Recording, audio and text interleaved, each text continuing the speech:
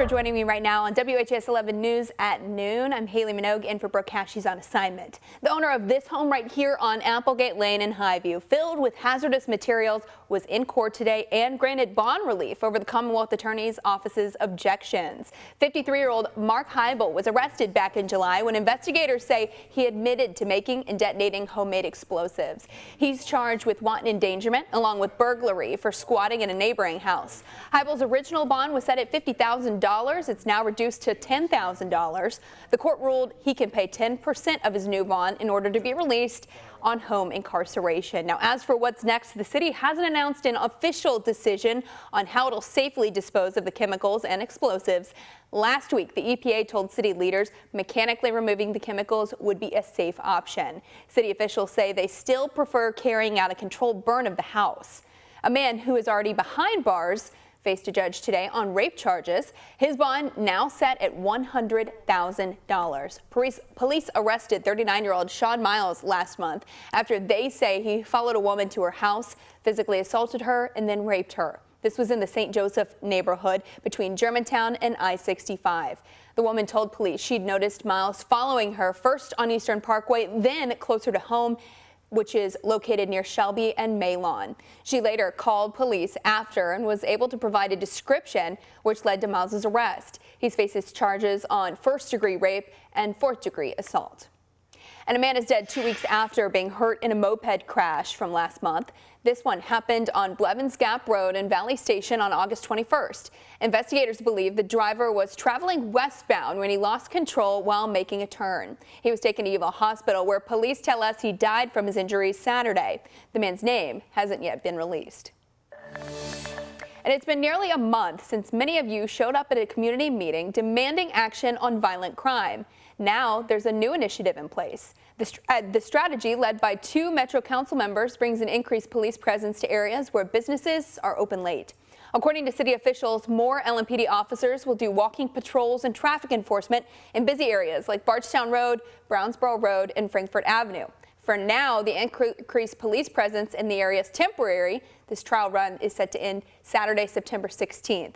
Now, this comes just days after a new zero-tolerance noise policy went into effect. City officials can fine businesses $2,500 on a first offense.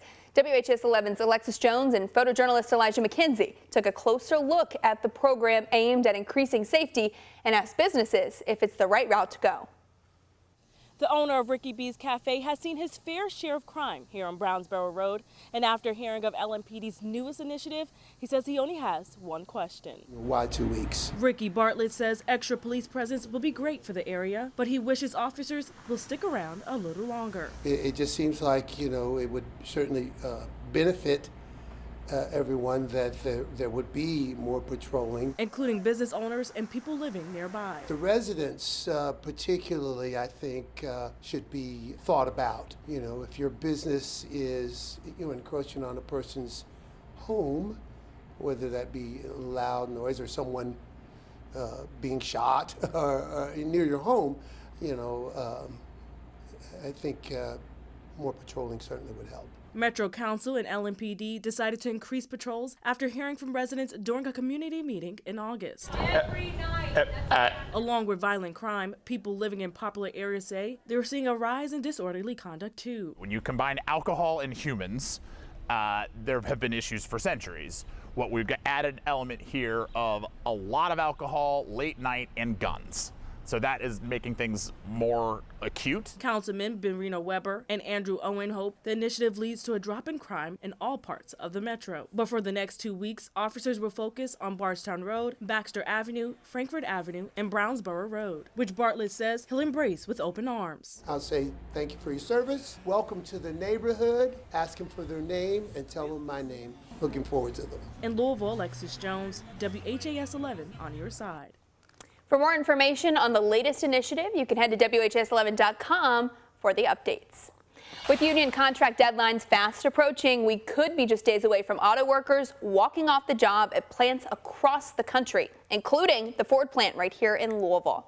It is a fact that wasn't lost on thousands of union employees from major companies like Ford as they celebrated Labor Day at the United Labor Picnic, which was at Kentucky Kingdom. It comes in the shadow of the looming September 14th deadline when Ford's current contract with UAW expires. Travis Breeze tells us how recent national agreements have given workers hope.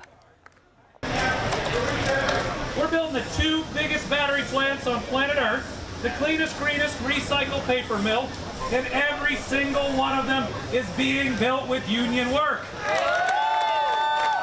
Union workers from all types of jobs. We're a copper mill, rolling mill.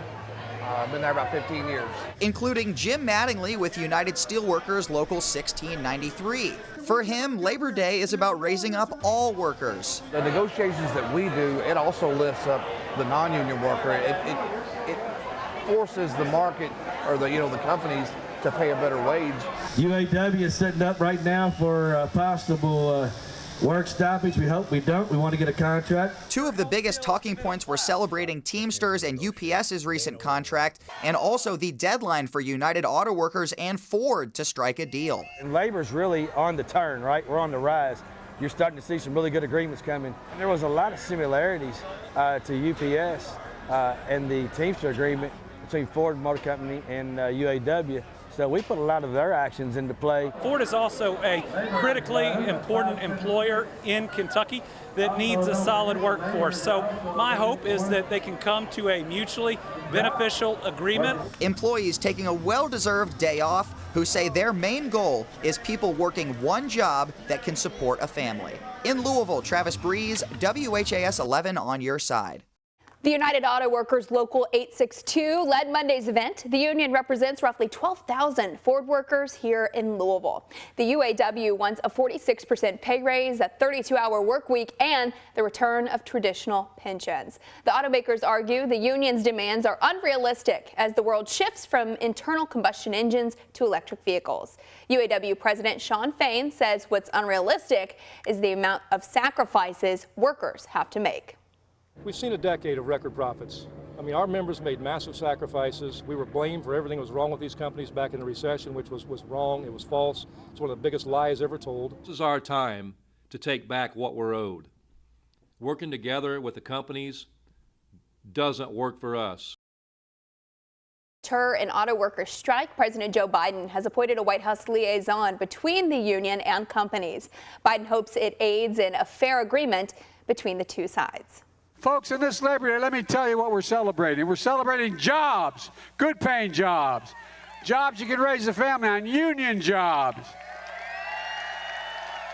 You've heard me say it before, but my dad used to have an expression, I swear to God. He'd say, Joey, a job's about a lot more than a paycheck, for real.